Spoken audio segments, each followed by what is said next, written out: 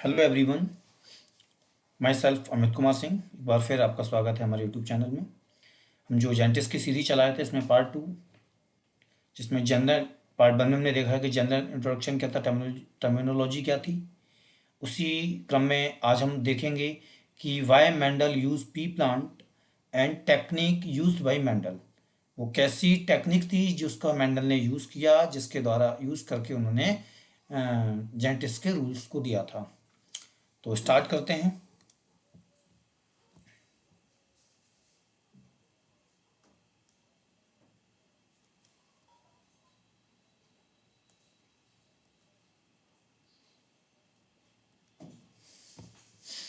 तो पहली बात क्वेश्चन जो उठता है, why Mendel select pea plant, कि मैंडल ने पी प्लांट को ही सिलेक्ट क्यों किया। तो पी प्लांट को सिलेक्ट करने के पीछे कुछ रीजन थे। वो रीजन क्या थे कि जो पी प्लांट होता है, नंबर एक रीजन जो था,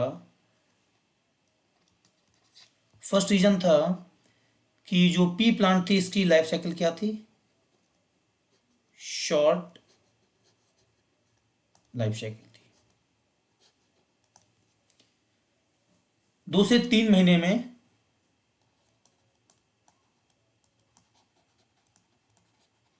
2 से 3 महीने लेगी और पूरी उनकी फसल तैयार हो जाएगी। तो एक तो इसका जो लाइफ था वो क्या था, शॉर्ट था। दूसरा जो कारण था, इजी टू कल्टीवेट। जो पी प्लांट होता है उसको कल्टीवेट करना इजी था।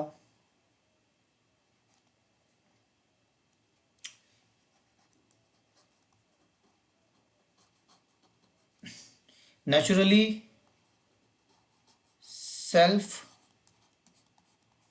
पॉलिनेशन प्रेजेंट था इसमें,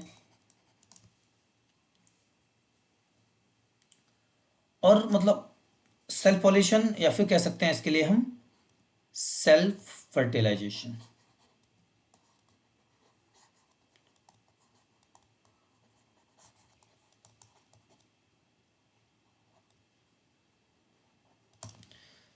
सेल्फ फर्टिलाइजेशन में इसमें पाया जा सकता है। दूसरा, इसके अंदर इजीली क्रॉस पॉलिनेशन करा सकते हैं हम, है ना। तो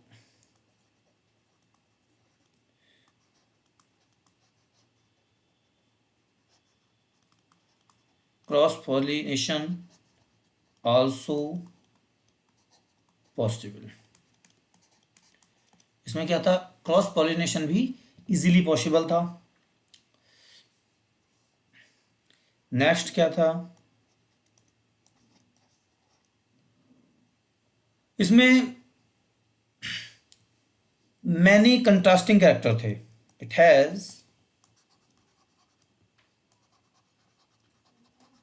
मैनी contrasting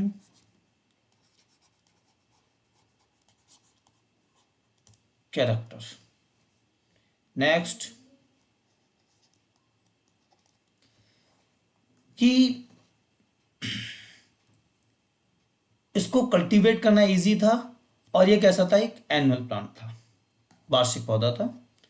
इजीली इसको कल्टीवेट कर सकते थे। इसका सीड साइज क्या था, सीड साइज क्या था इसका, लार्ज था। तो ये कुछ कैरेक्टर थे जिस वजह से उन्होंने क्या किया कि मेंडल ने पी प्लांट को ही सिलेक्ट किया। अब हम नेक्स्ट देखते हैं कि जो कैरेक्टर्स थे पी प्लांट के, कौन कौन से कैरेक्टर्स थे जो कि मेंडल के द्वारा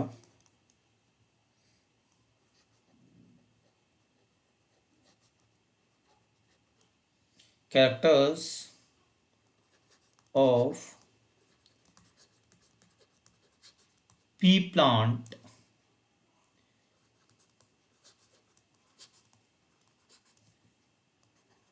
selected by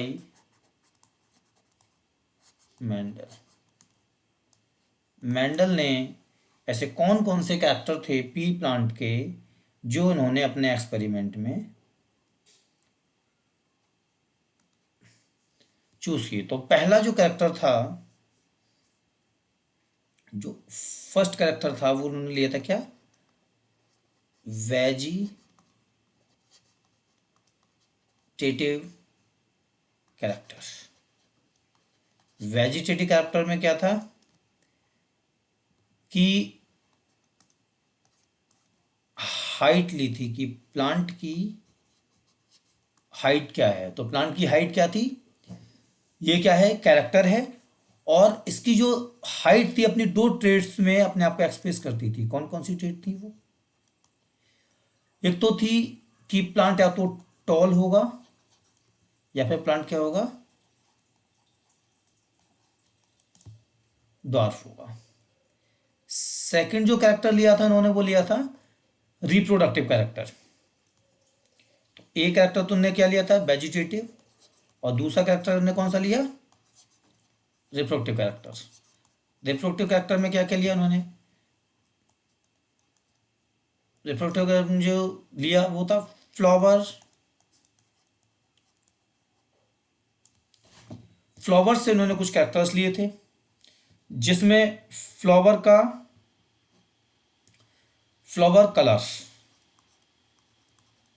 फ्लावर कलर कैसा था, या तो वाइट होगा या फिर वायलेट होगा, है ना। दूसरा कैरेक्टर ने रिप्रोडक्टिव क्या लिया था,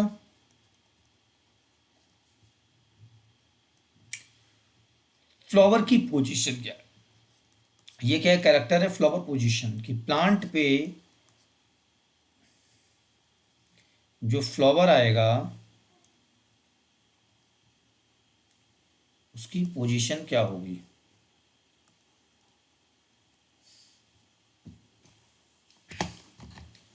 तो फ्लावर की पोजीशन क्या होगी, फ्लावर पोजीशन। तो फ्लावर की पोजीशन या तो होगी टर्मिनल या होगी एक्सिलरी।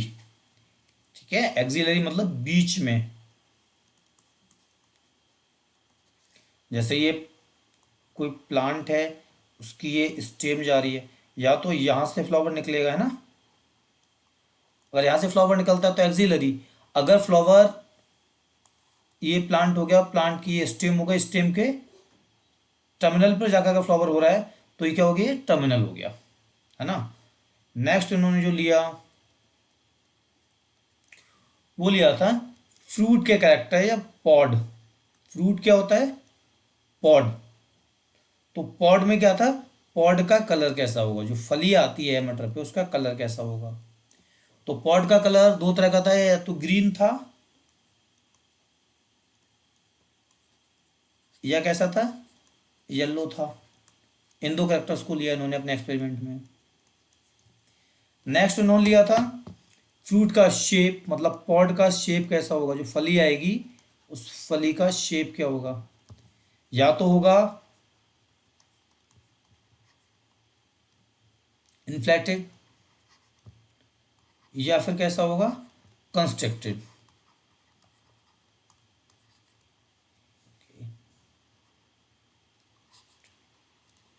या तो बिल्कुल फ्लैट होगी जो फली है, या फिर इतनी भरी होगी कि वो कंस्ट्रक्टेड होगी। नेक्स्ट उन्होंने जो कैरेक्टर लिया था फिफ्थ, वो सीड से लिया था कि जो फली के अंदर जो सीड निकलेगा, जो मटर निकलेगी, उस सीड का कलर कैसा होगा। या तो सीड ग्रीन कलर का होगा या फिर येलो कलर का होगा। नेक्स्ट जो कैरेक्टर ने लिया था वो था सीड का शेप। या तो सीड का शेप कैसा होगा, राउंड होगा, या कैसा होगा, रिंकल्ड होगा। एक एंजाइम होता है स्टार्च ब्रांचिंग एंजाइम। तो जो रिंकल्ड शीड होते हैं, उन रिंकल्ड शीड में वो SBE स्टार्च बाइंडिंग एंजाइम की एब्सेंस होती है, तो उसमें फ्री शुगर ज़्यादा होती है, जिस वजह से जो सीड है वो कैसा दिखाई देता है हमको, रिंकल दिखाई देता है। तो इस तरह से जो मेंडल थे, मेंडल ने पी प्लांट के 7 कंट्रास्टिंग कैरेक्टर को लिया, height, flower colour, flower position, pot colour, pot का शेप, शीट कलर और शीट का शेप। तो ये 7 कंट्रास्टिंग कैरेक्टर्स को लिया, इन्हीं के बेस पे उन्होंने अपने एक्सपेरिमेंट किए, मोनोहाइब्रिड क्रॉस किया, डायहाइब्रिड क्रॉस किया, और उसी के बेसिस पे उन्होंने बहुत सारे रूल्स दिए। तो डियर लर्नर्स, होता क्या है कि इन्होंने जो कैरेक्टर्स लिए, बाई लकीली हुआ क्या कि जो उन्होंने कैरेक्टर्स लिए उनके जीन्स अलग अलग क्रोमोसोम पे प्रेजेंट थे। जो भी कंट्रास्टिंग कैरेक्टर इन्होंने अपने एक्सपेरिमेंट में लिए, उन सभी के जीन या तो अलग अलग क्रोमोसोम पे प्रेजेंट थे, यदि सेम क्रोमोसोम पर भी प्रेजेंट थे तो वो क्या थे, बहुत दूरी पर, बहुत एक दूसरे से बहुत दूरी पर प्रेजेंट थे, जिस वजह से वहां पे लिंकेज की समस्या इनको देखने को नहीं मिली। और लकीली इन्होंने अपने जो भी एक्सपेरिमेंट दिए और ये उसमें क्या हो गए, सक्सेस हो गए। तो यहां पर एक बात और नोट करने वाली है, एक साइंटिस्ट थे, इंपॉर्टेंट पॉइंट है ये, स्पेशल पॉइंट में लिख लो, ये आपका जो है ना स्पेशल पॉइंट है, जो कि नोट करने वाली बात है। इस बात को हम आगे चल करके जब नेक्स्ट लेक्चर आकर के चलेंगे तो वहां बताएंगे। एक साइंटिस्ट थे एस एक साइंटिस्ट थे एस विलिक्स्ट। इन्होंने क्या किया था, इन्होंने बताया था कि जो कॉटिलिडन का कलर है, कॉटिलिडन कलर बोले तो सीड का कलर है और फ्लावर का कलर है।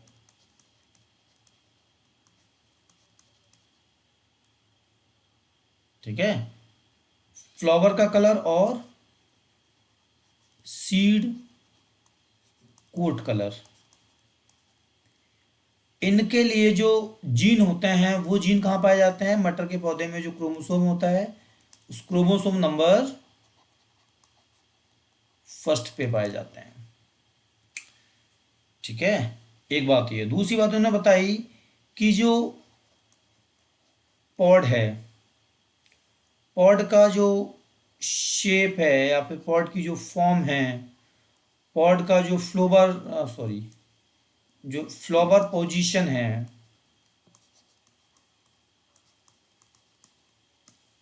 या फिर जो स्टेम की लेंथ है जिसको हमने हाइट कहा था, इसके जीन जो पाए जाते हैं वो क्रोमोसोम नंबर 4 पे पाए जाते हैं। और इन्होंने और एक बात और बताई कि जो पॉड कलर है, बात कर रहे थे, इन्होंने बताया था कि जो कॉटिलिडन सीड का जो या फिर जो शेप है, सीड का कलर है और फ्लावर कलर या फिर सीड कोड कलर जो है क्रोमोसोम नंबर 1 पे पाया जाएगा। बाकी का इन्होंने बताया था कि पॉड का शेप, फ्लावर पोजीशन और स्टेम लेंथ, या स्टेम लेंथ कहो या हाइट कहो, बात एक ही है, इसके जो जीन पाए जाएंगे वो क्रोमोसोम नंबर 5 पे पाए जाएंगे। और तीसरा था कि जो पॉड का कलर है, पॉड का कलर वो पाया जाएगा क्रोमोसोम नंबर 5 पे, और सीड का जो शेप है, रिंकल्ड होंगे या राउंड होंगे, वो क्रोमोसोम नंबर 7 पे। तो सीड का कलर हो गया, फ्लावर कलर है, सीड कोट कलर है, वो क्रोमोसोम नंबर 1 पे, उसके gene, pod shape, flower position, stem length chromosome number 5 पे, पॉड का कलर कैसा होगा, शीट का शेप का होगा, ये क्रोमोसोम नंबर 5 और क्रोमोसोम नंबर 7 पे रेस्पेक्टिवली पाए जाते हैं। ये इन्फॉर्मेशन हम नेक्स्ट जब आगे एक्सपेरिमेंट करेंगे तो वहाँ पे यूज़ करेंगे, क्योंकि सारी चीज़ें जो जिसको हम फैक्टर मेंडल ने कहा था, वो जो फैक्टर थे वो एक्शन में क्या थे, जीन थे, जो डिफरेंट कैरेक्टर्स को डिटरमाइन कर रहे थे, कंट्रोल कर रहे थे। लेकिन मेंडल को नहीं पता था, तो हमने ये बता दिया कि उनके सक्सेस के क्या कारण रहे। जब चलकर हम आगे के एक्सपेरिमेंट देखेंगे, मोनोहाइब्रिड क्रॉस डायहाइब्रिड क्रॉस देखेंगे, लिंकेज वगैरह देखेंगे, क्रॉसिंग ओवर देखेंगे, तब पता चलेगा कि कितने लकी थे मेंडल जो उन्होंने कैरेक्टर लिया भी सक्सेस हो गए। नेक्स्ट जो हम यूज करते हैं कि मेंडल ने टेक्निक कौन कौन सी अपनाई थी।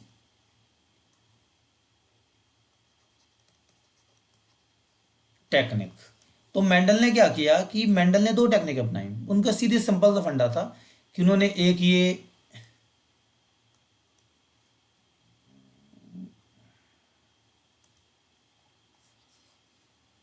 उन्होंने क्या किया कि खेत भाई अपनी क्यारी वगैरह जो जहाँ पे एक्सपेरिमेंट कर रहे होंगे वहाँ पे उन्होंने क्या बनाई होंगी, क्यारी बनाई होंगी।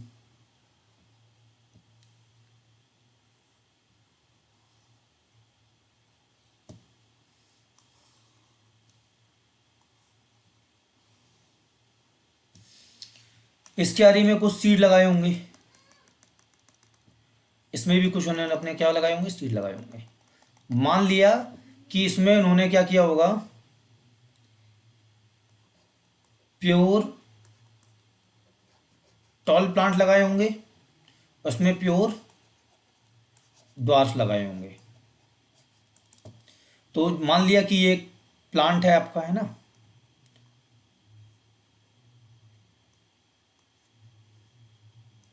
इसके ऊपर ये आ गया आपका एक फ्लावर आ गया, है ना, ऐसे बना लो, ये फ्लावर आ गया, ये इसका वो हो गया और ये इसके स्टेम हो गए।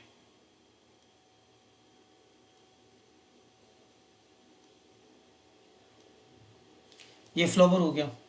तो उन्होंने क्या किया कि जब उन्होंने क्रॉस पॉलिनेशन कराया होगा, तो क्रॉस पॉलिनेशन कराते समय उन्होंने क्या किया कि मान लिया ये जो ड्वार्फ प्योर ड्वार्फ वाला प्लांट था ये, और यहां पर एक प्लांट ने बना दिया, ये कैसा प्लांट है ये, इस पे फ्लावर आ गया ये, और ये इसका स्टिग्मा हो गया, और ये इसका क्या हो गया, स्टेमेंस हो गए फ्लावर के। तो उन्होंने क्या किया होगा कि जैसे ही प्लांट पे फ्लावर आया, फ्लावर आते ही उन्होंने इस वाले प्योर ड्वार्फ के या प्योर टॉल के किसी एक के उन्होंने क्या होगा, मैच्योरेशन से पहले ही इन स्टेमेंस को क्या किया होगा, काट दिया होगा। तो before the maturation of the stamen, उनको with the help of forcep की हेल्प से या कैंची की हेल्प से इनको काट कर बाहर फेंक देने की प्रोसेस क्या कहलाती है, इमैस्कुलेशन। अब इन्होंने क्या किया कि इस प्लांट से मेल जो सेक्स ऑर्गन थे उनको उन्होंने यहां से क्या किया, निकाल दिया। तो जब यहां से उन्होंने मेल सेक्स ऑर्गन को निकाल दिया तो क्या बचा, केवल फीमेल पार्ट बचा इसके पास में। मैच्योरेशन से पहले उन्होंने क्या किया, इमैस्कुलेशन प्रोसेस के द्वारा स्टेमेन को काट करके निकाल दिया।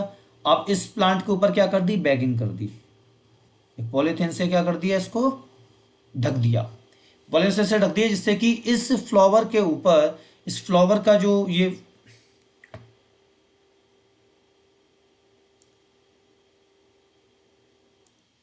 इस फ्लावर का ये जो फीमेल वाला पार्ट बचा है, इस फीमेल पार्ट को बैगिंग कर दी।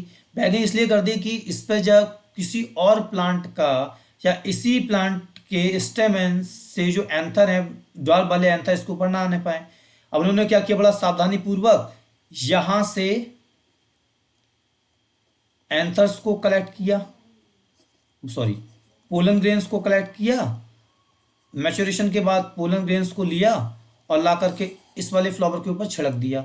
तो इन्होंने क्या किया कि यहाँ पे जो पॉलिनेशन का फर्टिलाइजेशन करा थे, डिजार्ट करा दिया कि जो ड्वार्फ वाला पौधा था उसके फीमेल गाइनोसियम या स्टिग्मा पर ला करके उन्होंने प्योर टाल वाले पोलन ग्रेन्स को ला करके छिड़क दिया। तो इस तरह से उन्होंने क्रॉस पॉलिनेशन कराया, ये उनकी टेक्निक्स थी। इसी टेक्निक्स के बेस पर उन्होंने जो थे जेनेटिक्स के रूल्स दिए थे, जिनको हम नेक्स्ट लेक्चर में पढ़ेंगे। उन्होंने दो क्रॉस कराए थे, मोनोहाइब्रिड क्रॉस और डायहाइब्रिड क्रॉस। तो ये मोनोहाइब्रिड क्रॉस और डायहाइब्रिड क्रॉस क्या होते हैं, मोनोहाइब्रिड के बेसिस पे उन्होंने दो रूल्स दिए थे, लॉ ऑफ डोमिनेंस और law of segregation. Dihybrid cross के बेस पे उन्होंने दिया था लॉ ऑफ इंडिपेंडेंट असॉर्टमेंट, इसके बारे में हम नेक्स्ट लेक्चर में जानेंगे। तब तक के लिए धन्यवाद। यदि वीडियो अच्छी लगी हो तो चैनल को सब्सक्राइब करें, लाइक करें और शेयर करें। Thank you.